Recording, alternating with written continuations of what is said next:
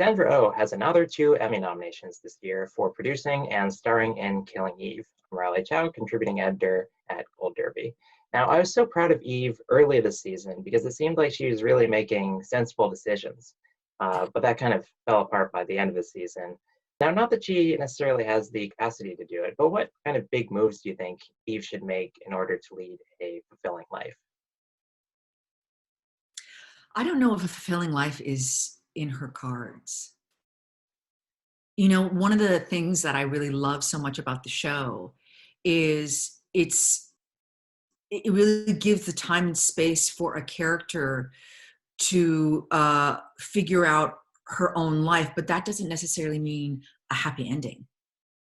You know what I mean? So the idea, like in some ways, a fulfilling or a happy life, let's just say, by the end of season 3, Eve knows she's never going to have that. You know what I mean? It's that whole idea of what she seemed to have had and what she did have, in the pilot, 3 seasons ago. She really left. She left actively, and she was also pulled away from. And so by the end of it, I think that she has a much more, not poetic, but what's the word? Realistic outlook on her life, and it's a little bleak. It's a little bleak, but I think she's freer. I think she's freer. And as time has gone on, I've been wondering, it's like, oh, is it really actually about a woman's freedom? You know what I mean?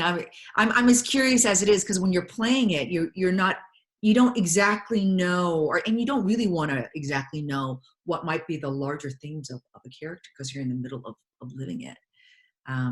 But the idea of a happy or a fulfilling life that might look a certain way is no longer, I don't think, in the cards for Eve.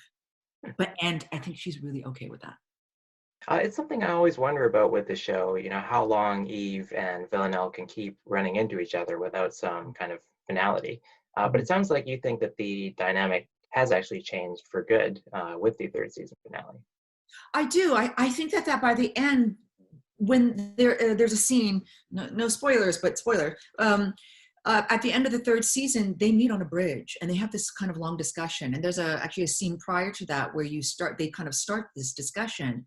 And what I feel is, after all the mayhem and violence and the chasing and the running away and trying to get to, all this stuff, they actually kind of come together. They come together in a way of like, actually, you're the only one that I can kind of trust and depend on, because you've been going through your own war. I've been going through my own war, and I just need to rest for a second. And actually, the only person I can rest with is you, which has not been the case for almost 3 seasons. And in a way, I'm really glad that we got to that point, because it was really, really hard to find an organic way to move that very, very palpable and explosive dynamic that they have with each other. It felt true to me that in some ways they're the only ones who really understand each other, and they've come to realize that. So you've got, oh yeah, sorry. No, go ahead. Oh, you've actually got 12 Emmy nominations now without a What? win. Okay. But you have won 2 Golden Globes. You've got SAG Awards for both Grey's Anatomy and Killing Eve. We're an awards website, so you just defy all of our statistics. What's going on here? Why can't you win an Emmy?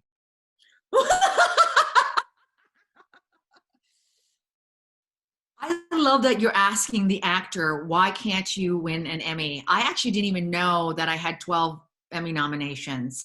I could say I don't know, because that's true. I don't know. You know what I mean? There's a lot of things at play here. I don't know. I don't know. I don't want to be attached to it. You know what I mean? And then also, and this is for maybe a discussion that I'm not yet ready to have, but it's like, I'll put it this way, Riley. I've been in the game for a long time, and there are not ebbs and flows to it. There are waves going on. And I feel like there are certain waves that you can only see when you have like time. You know what I mean? Where and you get like I feel now like I get like my approach to it, even to your question, is much wider. You know, because there are so many things that are completely, of course, not in my control. You know, if people vote, they do, they don't. But there are certain waves of things that I think only later on can we possibly see, oh, there was a shift here and there was a more of an acceptance here. Or, you know, when are things ready to be recognized? That in some ways obviously has nothing to do with me. You know what I mean? It has to do with flows of what is in, and not so much the zeitgeist. I think what is coming into culture and not. You know what I mean? What is flowing through culture and not? What? Oh, I'm not sure I do understand actually. Okay, so like, so I'll say for this, only in really like the past year for me, feeling as an Asian American actor, do I actually feel change, right? But I've also been in it a long enough time that this is just a feeling I'm having. There is a difference between feeling or people showing up on covers of magazines to then actually things being produced and then promoted and then it being received, because the whole development, I think, of storytelling, especially in different and diverse voices, has to be developed. That takes time, right? So right now it's taken, again, I've been in this game for a long time. It's taken my entire career, and of course, obviously before that, for even Asian American stories to be anywhere near the forefront of being interested, where you have an entire industry now turning their eye to seeing whether, oh, we're interested in telling those stories. That's great. The interest might be on there, right? But then there's a lot more steps. I'm trying to tie it in a way where I'm not exactly sure, because I'm just working all this stuff out right now. There's something in your kind of, I think in some ways, hilarious question, why haven't I, after like 12 nominations, why haven't I won an Emmy? That potentially might be tied into larger cultural waves of what is being recognized and noticed in a certain time or not, you know? And, you know, with, let's say, what also I think is really interesting for this time right now, all the structures that we're used to, you know, being health, policing, education, Hollywood is also a big structure, you know what I mean? And someone like me has been on the outside of it, even though on the inside of it, on the outside of it for a long time. So even holding yourself on, even though I know the importance and the of being validated this way, I've also, you need to kind of question, or at least for me individually as an actor and as an artist, what the need and it is to be validated. You know what I'm saying? Yeah, I think so. So I know, basically I know your question was kind of like a tongue-in-cheek one, but it does make me think that I don't know, and I don't know, and it's not like it's not gonna say it's totally fine, but it is, I think, interesting to try and gather some sort of meaning from. Yeah, I did want to ask something along those lines though. Killing Eve came under a lot of fire a couple months ago for Mm, its all-white writers' room, mhm, which I found so curious. mhm, Not that there was an all-white writers' room, because I feel like that's actually very common, but the show, is so far ahead when it comes to women, when it comes to having an Asian or an mhm. LGBT lead. So I was kind of thinking, like, if this is the backlash that needs to happen for, the whole industry to change, then so be it. But anyway, first of all, has anything resulted behind the scenes on Killing Eve in response to that? Uh, I'm really happy to talk about it, because right now, in your question, it's multi-layered, and what I think is very, very difficult on things like social media, it's there's no nuance and there's no understanding of context, which is I understand, but that it is true, and exactly what you're saying, what was lost in that moment. Uh, I think the context of when the photograph came out, was not a wise decision and not mature. But I can also see is like, here are writers in their bubble and they finally finish and they want to celebrate it. So potentially there was maybe not so much wise choice in timing of it. But also what we're forgetting, or what is being lost in it, is the actual win. That women was all women. And it also exactly what you're talking about. This is a show where one of the leads is an Asian American woman. And the other lead is a character who is an LGBTQ character. You know what I mean? Let's not lose sight of that. And I don't think people have, and I don't think the fans have. I understand. Trust me. I understand people's defense and people's call for diversity to happen. I really, really do. And I am, I am there 1,000%. And I think it's notable to see twofold: the desire for people for change, and two, also the reality of what it is. You know what I mean? It's like, I wish for, as we all do, I wish for, but it wasn't the case. Last year, the season before, it was a room for all women. And I celebrate that too. And, and Phoebe's a woman. It's been headed by all female and young writers. And I don't ever want to lose sight of that. But I will say, in the specificity of our show in particular, I was exceptionally happy of how open Suzanne Heathcote was for the beginning of the show, because we really talked about this a lot, and she basically was very open to everything that I pitched her, which was to at first I pitched the beginning of the season that like Eve is on like a moped in like Cambodia, like she's totally off the grid. And then she ran with that idea and then set her in Koreatown in New Malden, which was much less romantic.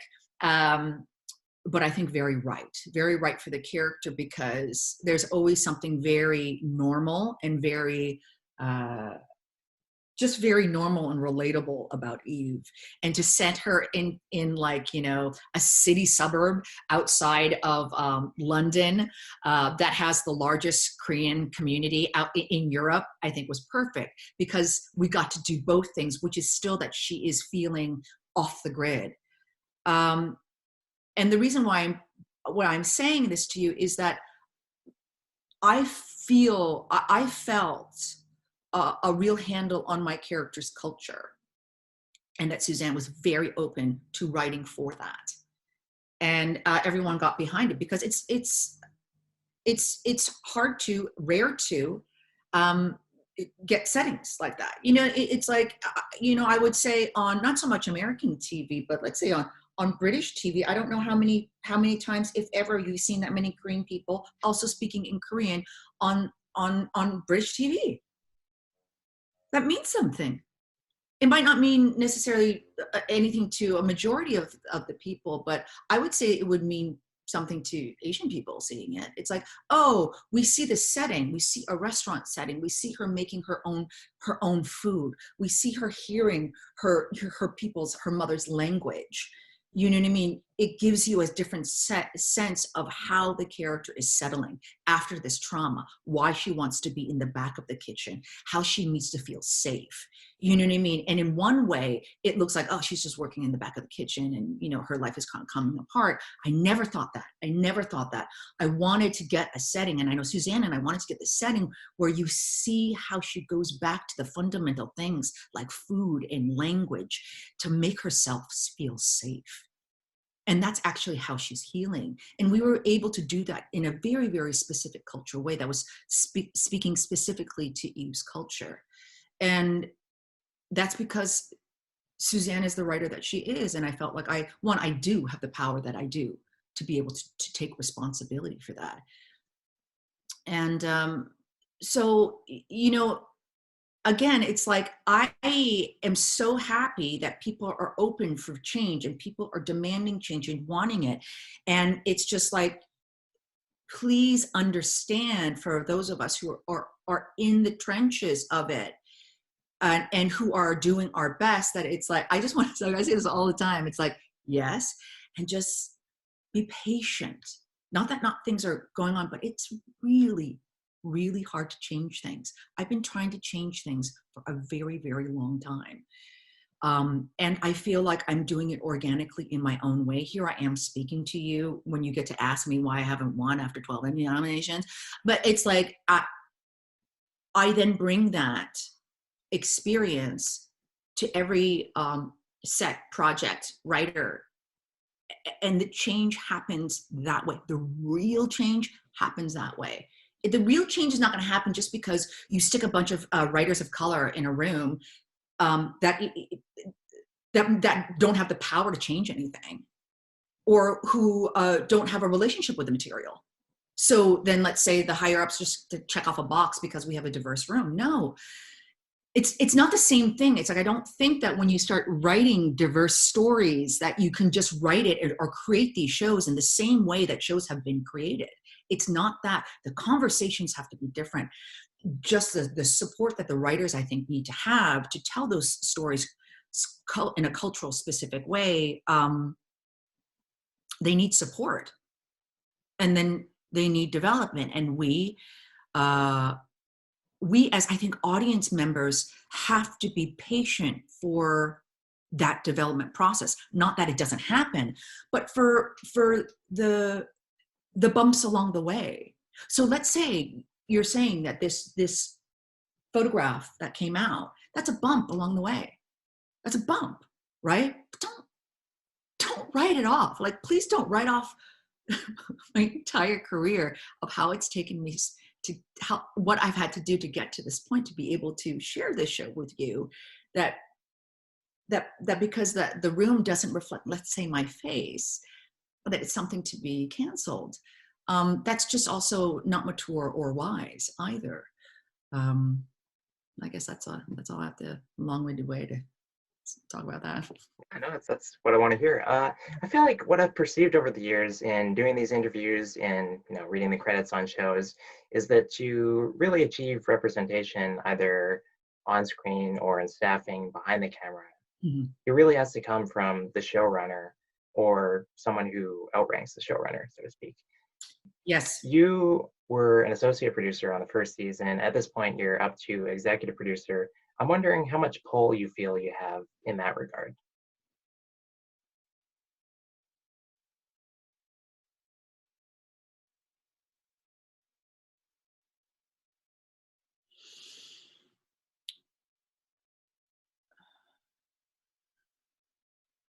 The reason why a producer credit is important to me as an actor is the way that I choose now to write with to write and work with writers. Writers are the creators of TV, and I want to be able to continue an access and a certain voice in that room. So the creative arcs of things I'm able to have an influence with. And that I feel I've learned along the way, and that I've been able to establish in a much more definitive way with Killing Eve. There are in other kind of more technical kind of producerial ways of like budget, where we're going to shoot it. I mean, like, honestly, I'm happy because like to try and shoot in during COVID times, someone else can deal with that. But always to have a voice in the room regarding larger creative storylines is extremely important to me. So example, like what I was saying at the beginning of season 3, to be able to really work very closely with Suzanne regarding that, or when when certain storylines come up, or there's just like chaos on set, or like as it always is, because television is a living, breathing thing. It's like we're late on scripts, we need this, to be able to come in and to assure people that a creative tentpole is holding firm. That's the role that I've tried to play, and I've really I've tried to develop. Okay, and finally, you were on Jimmy Kimmel a couple months ago. You were wearing a T-shirt with an iconic Canadian on Dude. it. You said that almost every Canadian would be able to identify him. So, being Canadian, of course, I have, the exact same shirt. Here it is. So That's fantastic.